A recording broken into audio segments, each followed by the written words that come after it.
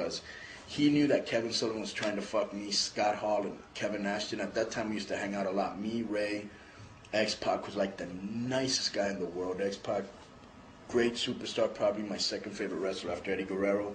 And we used to hang out a lot, listen to the same music, Tupac and shit like that. And I told him, I go, hey, Kevin's already told me he's coming out to get me. And because he wanted Jackie, the black girl who's in WWF, I think her name. Right, I know what you're talking about. I know exactly. I forgot her name. She works Memphis all the time. Yeah. I don't know what her name is there. I know exactly what you're talking about. Yeah, well, the only, like, I think she's like the only black girl in WWF. And she was called Jackie, and I know Kevin Sullivan liked her a lot. And I think he might have even been trying to date her. But anyways, the bottom line is that he wanted her to beat the shit out of me. This was like after, might have been right before or after Disco got fired because he wouldn't do a job to her. And I was like, fuck that. And he goes, well, what's wrong? He goes, you know, you can't do business. He goes, are you listening to that Hall and Nash? Keep listening to them and you'll see where you're going to go. And I said, oh, shit's on, because Nash hated Sullivan. Because I guess Nash and Sullivan had beef from when Nash was either Oz or somebody, and I think Sullivan was his manager. Now, I never saw this. This is something Nash told me.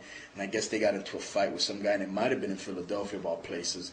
And when they went to court, or right before they were going to court, you know, I guess Sullivan buried Nash, and Nash never forgot that. Or a million other reasons, I'm sure. Because, you know, Nash don't really like you unless you're stroking him. You know what I'm saying? So, the bottom line is I told Hall and Nash, I go, this guy's about to fuck me. And they said, why don't you join us? And I said, fuck, cool, because they were cool as shit. You know, I think one of the coolest things I've ever seen in my life was Hall and Nash and X-Pac, the nWo. You know what I'm saying? Them three. Really, Hogan and Eric didn't add nothing to them. They didn't need them. And I think they knew how cool they were and they rode their coattails. But I remember sitting in Seattle, Washington. I really remember this and looking out there and going, I have not seen anything like this since either like when Hogan was really big or Macho Man was really big, or like when me and Vampiro were big in Mexico. That's the closest thing I'd ever seen in wrestling, because it was like they'd go out there and it was like a thunderous response. They look cool as shit, you know, good looking guys. X-Pac would usually go out there to kung fu fighting, which was hilarious, and girls were going nuts, guys were loving them, you know, because they weren't so good looking that they threatened guys, you know what I'm saying? Like cool. Shawn Michaels, Shawn Michaels looked like a fag.